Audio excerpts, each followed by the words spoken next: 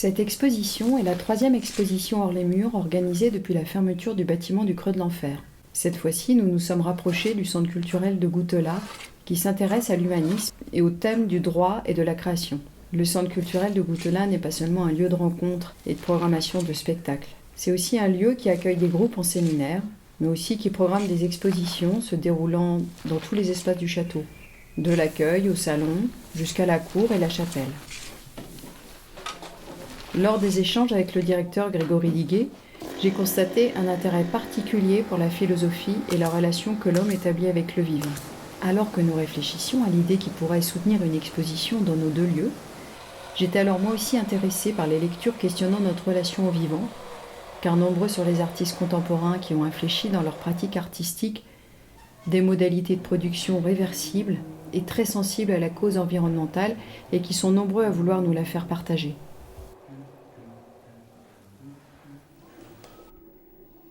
Penser comme une montagne est le titre d'un chapitre du livre Almanach d'un comté des sables d'Aldo Léopold qui nous raconte comment la mort du loup peut conduire au déséquilibre total de la montagne et à son érosion vertigineuse. À partir de la pensée d'Aldo Léopold, le livre du philosophe Jean-Philippe Pierron, Je est un nous, aborde la crise de nos liens avec la nature et raconte comment certains penseurs ont changé de mode de vie et d'agir après la rencontre d'un lieu, d'un animal, d'un arbre.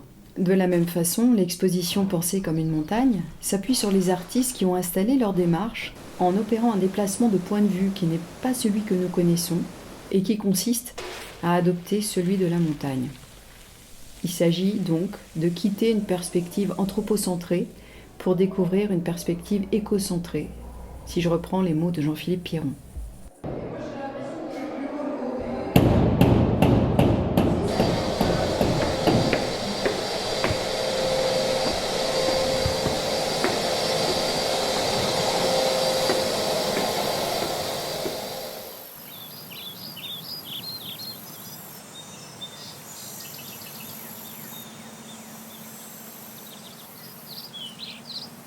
À Goutelas, Marjolaine Turpin propose la dégustation de fleurs et de légumes qui se développeront sur la saison de l'exposition dans un potager sculptural contenant son propre système d'irrigation.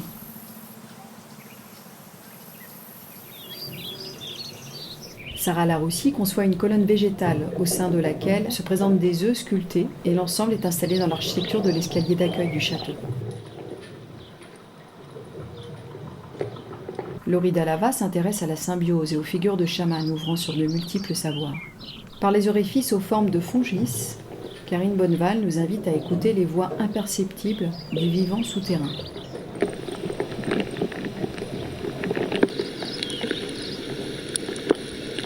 Jean-Baptiste Perret s'interroge sur différentes quêtes du sauvage en montrant d'un côté un ermite ayant choisi le retranchement dans une cabane et simultanément la reproduction du saumon assisté en laboratoire qui est ensuite réintroduit dans les gorges du Haut-Allier.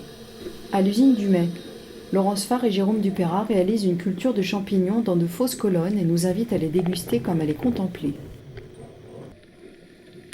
Marinette Cueco nous fait sentir la vulnérabilité d'une tige de jonc tressée autour d'une pierre et établit aussi l'essentiel de sa pratique en constituant des herbiers. Astrid Nobel nous invite à nous imprégner de la puissance cosmogonique d'une peinture faite de pigments fossiles et d'eau de mer. Marie Preston s'intéresse à une longue tradition de production céramique qui se perpétue encore aujourd'hui. Léa Devenel réalise un sac à dos fait de peau de chevreuil et nous propose de nous projeter dans notre passé de chasseurs-cueilleurs.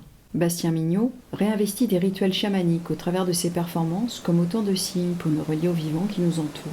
Et la performance qu'il active dans la Durolle le jour du vernissage et dont il subsiste quelques indices dans l'exposition.